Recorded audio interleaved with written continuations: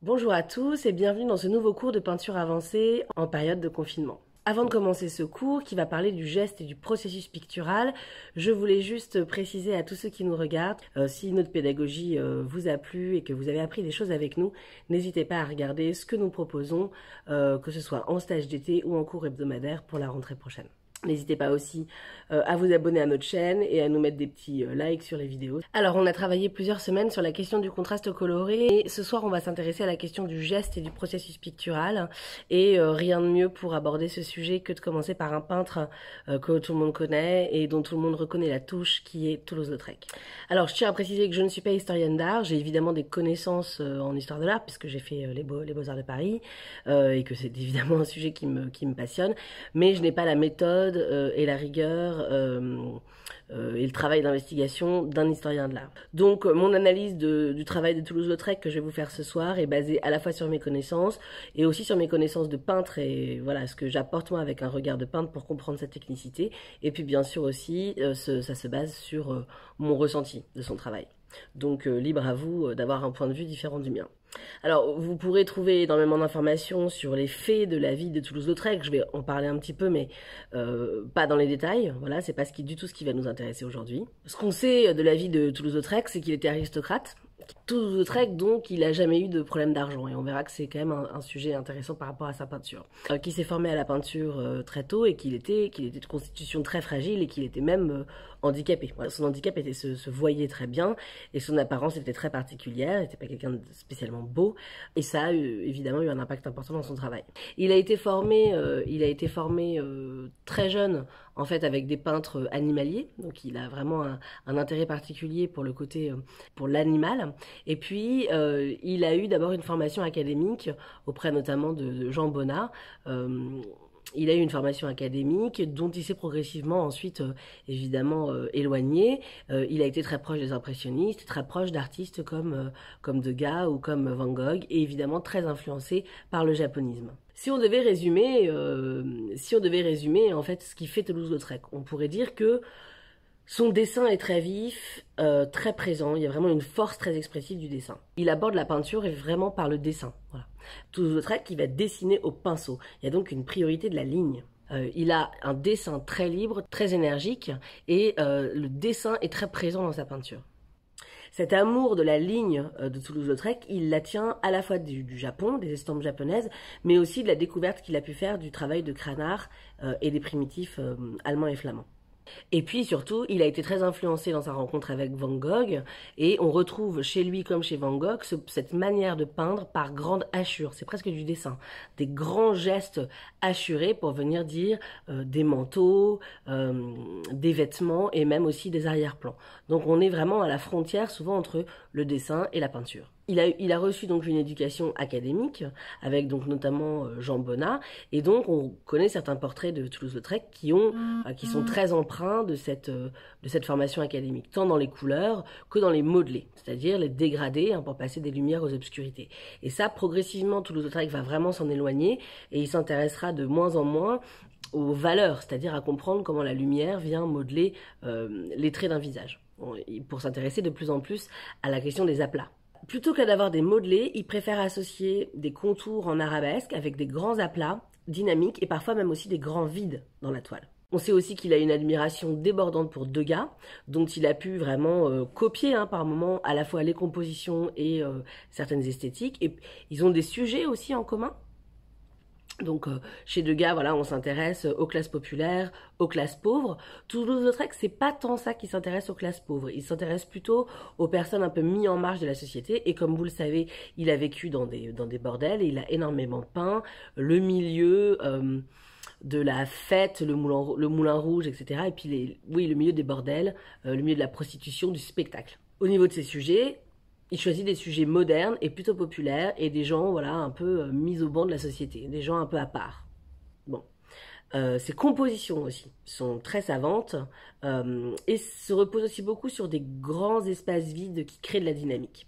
C'est vraiment un maître de la composition qui sait guider l'œil du spectateur pour venir l'amener au sujet principal de son tableau. Et puis surtout, dans ses compositions, il va choisir de placer le spectateur vraiment au milieu de la scène. Il ne l'éloigne pas de la scène en observateur voilà, un peu détaché, il le plonge au milieu de la scène. On est toujours très près des personnages, on est toujours au milieu d'une foule. Ça, c'est très caractéristique de Toulouse-Lautrec.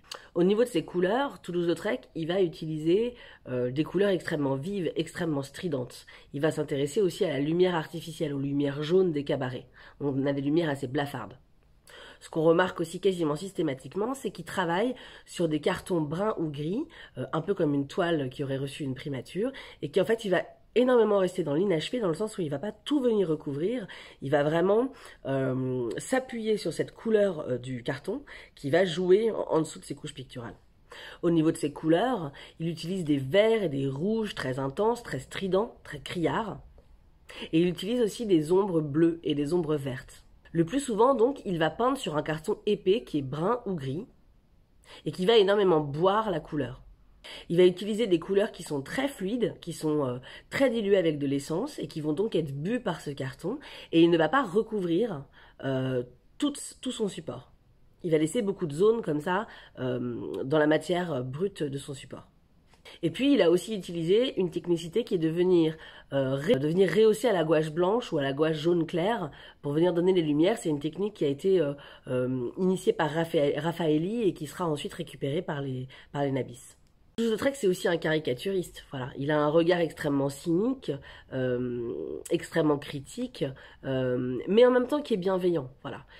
Les seules personnes pour lesquelles, on va dire, il est impitoyable, c'est les spectateurs un peu libidineux. Pour le reste, il a plutôt un regard bienveillant, dur mais bienveillant. Toulouse-Lautrec, il s'intéresse aussi à la silhouette. Il est plutôt dans la suggestion des silhouettes que dans le détail. C'est pas très détaillé. En revanche, certains détails, comme les gants par exemple d'Yvette Guilbert, il va s'en servir pour raconter le sujet, mais il ne va pas rentrer de manière précise dans les modelés et les détails. Il a été très influencé, donc quand il était jeune, Toulouse-Lautrec, par l'art animalier, parce que la première personne en gros qu'il a initié à la peinture, c'était un ami de son père qui était un peintre animalier. Et il a un peu ce regard-là sur les hommes, en fait, hein, c'est-à-dire des animaux qui sont des êtres non spirituels, voilà, qu'il peint avec bienveillance, mais avec quand même une certaine dureté, puis un certain amusement aussi. Il est lui-même spectateur, il est lui-même un spectateur amusé de la comédie humaine qui se déroule devant lui. Il y a aussi chez Toulouse-Lautrec quand même un grand goût pour la simplification et la schématisation, notamment avec cette histoire de silhouette dont je vous parlais tout à l'heure. Et c'est évidemment pas pour rien qu'il est devenu un maître de l'affiche et qu'il a totalement révolutionné l'affiche publicitaire. Donc ce sens de l'arabesque, cette simplification des espaces, cette schématisation des silhouettes, l'économie du détail, et puis cette science de l'aplat, évidemment l'ont amené à devenir un maître incontestable de l'affiche.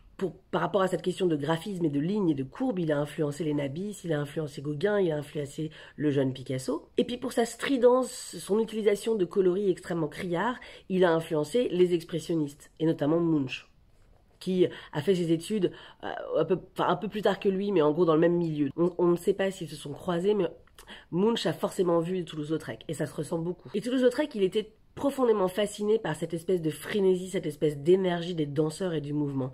Et c'est pas un hasard, hein, faut pas oublier que Toulouse-Lautrec, donc petit, il a été alité, il s'était brisé le fémur, il a été alité très longtemps, il était de constitution fragile, et il devait être appelé en fait par cette vivacité des corps et que lui ne possédait pas. Ce qu'on peut dire aussi de lui, c'est que c'est pas un rebelle, Toulouse-Lautrec. Hein. Oui, il peignait des classes pauvres, populaires, il peignait des milieux de prostitution, mais pas dans une volonté de choquer, comme pouvaient le faire d'autres peintres issus plutôt d'un milieu bourgeois. Lui, de fait qu'il soit aristocrate et qu'il n'ait pas de problème d'argent, en fait il faisait pas ça dans une volonté de contredire un tabou, hein. Il était juste simplement libre de ses sujets, libre de faire absolument ce qu'il voulait, puisque il n'y avait pas de conséquences financières pour lui. Comme tout aristocrate, quelque part, il était profondément indifférent de ce que pouvait penser de lui l'opinion publique. On sait aussi que Toulouse-Lautrec était intéressé par la question du déguisement, du travestissement. C'est un truc qu'il partageait d'ailleurs a priori avec son père. Il y a ce côté de mise en scène, voilà, cette idée de mise en scène. Et on peut pas ne pas penser au fait qu'il était handicapé, en fait. Et que cette idée du masque qu'on projette, de la représentation sociale, de la mise en scène d'une danseuse costumée, maquillée, déguisée, est quelque chose qui, évidemment, l'a énormément intéressé. On sait aussi que Toulouse-Lautrec, il avait une libido dinguissime. Il avait un appétit sexuel, un appétit de vie incroyable, mais qu'il n'avait, paradoxalement, ou pas, paradoxalement, qu'il n'avait pas d'intention de lier des relations affectives. Donc il avait un rapport aux femmes un peu, à la fois énormément d'appétit et en même temps un profond détachement. D'ailleurs, on pourrait se dire qu'il avait une vision de la femme presque moins misogyne que d'autres artistes comme Degas, qui le représentaient quand même très belle, très délicate, etc. Lui, les représentait de manière assez laide. Voilà. Et un jour, quelqu'un lui a dit « Mais pourquoi peignez-vous des femmes si laides ?» Et il a répondu « Mais parce qu'elles le sont. » Donc il avait une vision à la fois très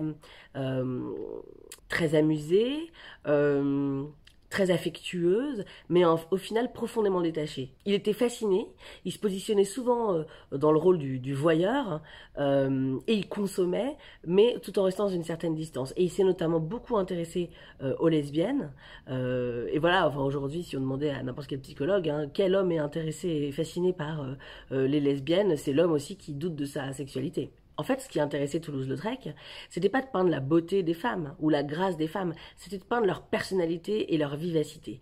Comme s'il avait besoin d'absorber comme ça, de représenter ces individualités uniques qu'il avait face à lui. Donc on pourrait dire que paradoxalement, sa propre inhibition peut-être faisait qu'il était fasciné par les individualités, les personnalités qu'il avait en face de lui et qu'il avait envie de peindre ça. Donc en fait, il ne peint pas ses propres émotions, il peint celles des autres qu'il observe. Donc qu'est-ce qui fait Toulouse-Lautrec? Bon, on a donc les sujets, la fête, la danse, le bordel, etc. Dans d'autres sujets, les portraits et beaucoup de portraits de profil, hein, grand intérêt pour la question du profil. Bon, on a ensuite la composition. Il nous met au centre de la scène, très proche de ce qui se passe, au milieu de la scène. Il nous place, nous spectateurs, dans ce monde-là. Il utilise des couleurs extrêmement stridente. Il travaille aussi sur des cartons qui sont bruns ou qui sont gris. Il est beaucoup dans l'inachevé et sa peinture ressemble à du dessin. Il utilise à la fois des contours très marqués et puis procède beaucoup par hachurage de plans ou par aplat. Il y a peu de détails, mais les détails qu'il utilise sont des détails signifiants, narratifs. Et au niveau de sa composition, il n'hésite pas à trancher dans la toile et à couper un personnage en deux. Il n'hésite pas à laisser des grands vides dans la toile. Et puis, il caricature. On n'est pas du tout dans une justesse, dans un réalisme d'observation. On est vraiment dans l'exagération des silhouettes. Et notamment, c'est Yvette Guilbert qui lui disait les gens ne voient pas tous votre côté artistique. Les gens voient simplement que je suis extrêmement laide dans vos peintures. S'il vous plaît, rendez-moi un tout petit peu moins laide. » Donc, ce que j'essaye de vous expliquer en vous parlant de tout ça, c'est-à-dire, bon, c'est qu'en fait, cet homme, ce peintre, il a fusionné en fait avec sa peinture. Ce qu'il était, son héritage, à la fois aristocratique, et puis son expérience de vie individuelle, sa maladie, son apparence, voilà, handicapée, estropiée, son rapport aux femmes, son appétit sexuel, sa dépendance aussi pour l'alcool, ça est parfaitement visible en fait dans sa peinture. Il y a une espèce de transposition évidente de sa vie et de ce qu'il est et du monde dans lequel il vit dans son œuvre. Donc quand on veut travailler à la manière de Toulouse-Lautrec, il faut rentrer en transe avec Toulouse-Lautrec. Il ne faut pas juste copier le dessin, copier les couleurs, copier la patte. Il faut comprendre l'intention. Et lui, son attention, cette vivacité, on peut se dire aussi peut-être que s'il a dû rester alité si longtemps, s'il était lui-même de constitution si fragile, il avait une main furieuse. Il avait envie de dire la force, la vitalité, l'énergie. Donc on ne peut pas copier un Toulouse-Lautrec sans essayer de ressentir cet appétit de vie qu'il avait, cette envie furieuse d'être partie prenante de ce monde-là qu'il représentait. Donc, ce qu'on va faire ce soir, pour les élèves qui sont en cours avec moi sur WhatsApp, c'est que je vous propose voilà, de rentrer un peu en transe avec Toulouse-Lautrec, d'essayer de comprendre les mécanismes qu'il utilise, et puis très sincèrement de les mettre en œuvre. Voilà. Alors, peut-être que vous pouvez choisir ce soir de peindre voilà, quelqu'un que ce soit en buste ou en pied. Vous pouvez sélectionner quelqu'un en fait sur lequel vous posez un regard à la fois critique, détaché et en même temps plutôt bienveillant et affectueux. Ça peut vous aider à vous mettre dans ce mood-là, hein. Donc quelqu'un de votre famille, mais aussi pourquoi pas, je sais pas moi, une personnalité publique. Gérard Depardieu, hein, il est sympa à caricaturer. Donald Trump aussi, pourquoi pas. On n'est pas forcément très bienveillant avec Donald Trump, mais en même temps, bon, pourquoi pas. Et puis, bien sûr, il va falloir laisser tomber la construction, entre guillemets. C'est-à-dire que c'est bien si vous avez des compétences de construction, si vous avez quand même un coup de crayon, c'est quand même mieux. Mais vous voyez bien que c'est pas la précision de la construction qui va compter, là. Pas du tout, si on veut travailler dans ce genre d'esprit-là. Et on va essayer de se mettre un peu dans les bottes de Toulouse-Lautrec et de comprendre à la fois le processus pictural qu'il utilise et l'énergie de travail dans laquelle il est. La forme, c'est le fond. La manière dont c'est peint et l'énergie avec laquelle c'est peint racontent bien davantage que simplement le sujet qui est représenté. Donc quand on s'intéresse à la touche d'un peintre, on est obligé de s'intéresser à ce qu'il a à raconter et à ce qu'il est profondément. Et si l'idée c'est qu'à terme vous trouviez votre touche, et c'est intéressant hein, de regarder comment il travaille, ça vous apprend aussi sur votre manière sur votre manière future de travailler. Est-ce que vous avez un regard critique, caressant, cynique, hésitant, et comment tout ça se transparaît par la main et par le processus de travail. Ce qui fait un peintre, c'est à la fois, bien sûr, ses sujets, son format de travail, ça joue beaucoup, sa palette, donc la palette qui est régulièrement employée, le processus pictural, donc la manière dont sont ordonnées les couches de peinture, le geste, bien sûr, pictural, le contexte historique va se sentir, bien évidemment, la composition et la manière dont le spectateur est placé en regard de cette composition, le degré de précision et le temps de réalisation. Toutes ces choses-là, en fait, de manière purement empathique, le spectateur les reçoit quand il est face à un tableau. Et face à un Toulouse-Lautrec, on est face à sa libido, en fait. On est face à cette frénésie, on est face à cette frénésie d'extraire, en fait, une simplification d'une scène devant lui qui est extrêmement vivante et tumultueuse. Et on est face aussi à un certain cynisme. Je retrouve mes élèves inscrits sur le groupe WhatsApp et pour les autres internautes, à la semaine prochaine pour le prochain cours de peinture avancée.